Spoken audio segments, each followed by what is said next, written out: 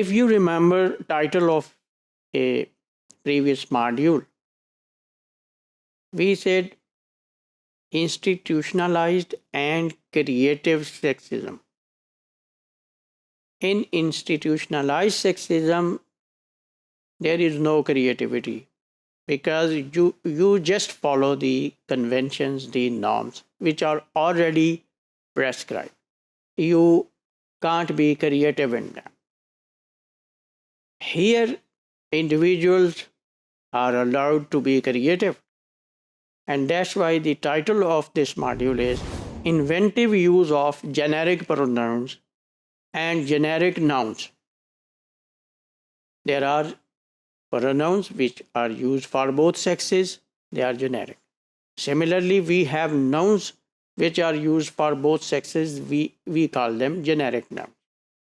We pointed out a problem in a previous module regarding the gender equal use of pronouns. The use of he, she, and the use of she, he, etc. This is called gender equal use of pronoun. The problem was the use of his, her in the sentence. Some authors have proposed that instead of using these gender equal pronouns, we should use they, even if the antecedent, the referent, is singular. Okay. And this is their solution to the problem. But here they put one restriction on it. They say that the referent, that we also call antecedent of a pronoun. देखिए pronoun किसी न किसी noun को refer कर रहा होता है और जिस नाउन को रिफर करता है we call it antecedent of that pronoun. Aslam teaches English, he teaches well. Now the antecedent of he is Aslam. Aslam is its antecedent. Okay. Now the condition is that if you use they for singular noun or pronoun, that antecedent must be indefinite. All forms of pronouns which involve body or thing, we call them indefinite pronouns. Somebody, anybody, everything, anything, they are indefinite pronouns. Similarly, nouns like person, they are indefinite. Okay, so if your antecedent is any of these, then you can use they, otherwise you can't use it. See this example. Someone told me that their teacher is very competent. This is correct because antecedent is indefinite pronoun. Now, my teacher told me that they is very sensitive. This is wrong because antecedent is not indefinite. This is definite. My teacher. One semanticist, the scholar of meaning, suggests she for the speaker and he for the hearer. This is another invention.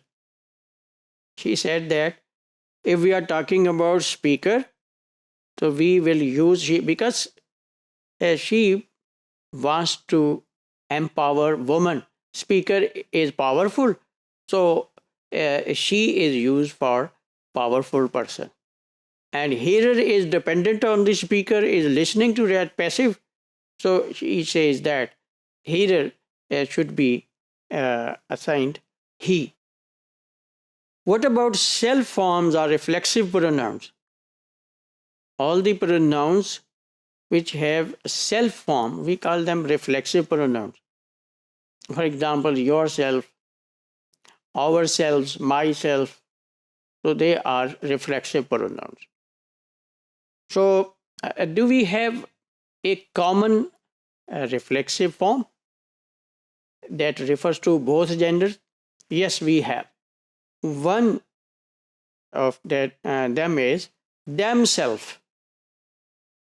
We usually use themselves, but this is themselves, singular form, because the antecedent, we have put the condition that antecedent would be singular and antecedent would be indefinite.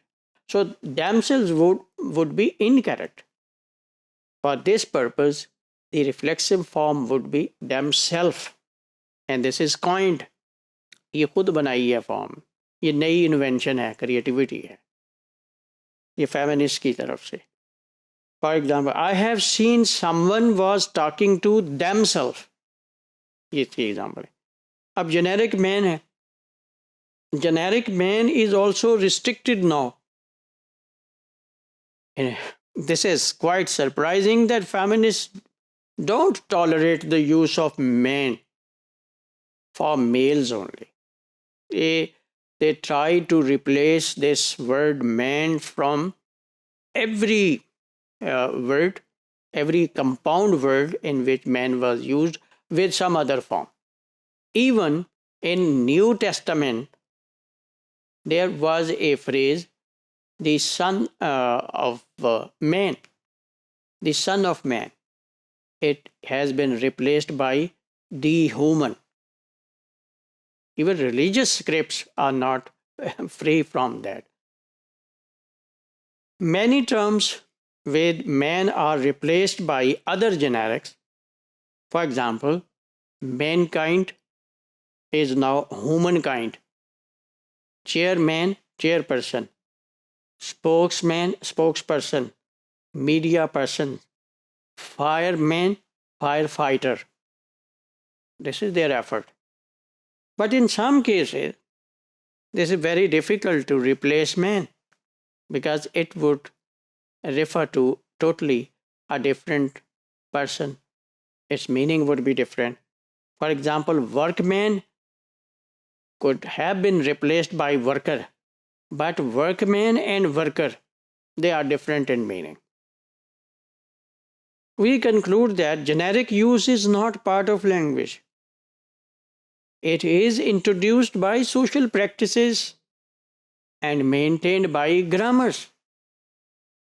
When things become, when a particular use of language becomes common, frequent in social activities, in social conversations, grammarians codify them in form of rules in grammar books, and they recommend that they should be used in this way. This is how these social practices become norms of grammar, not norms of language. This is our conclusion.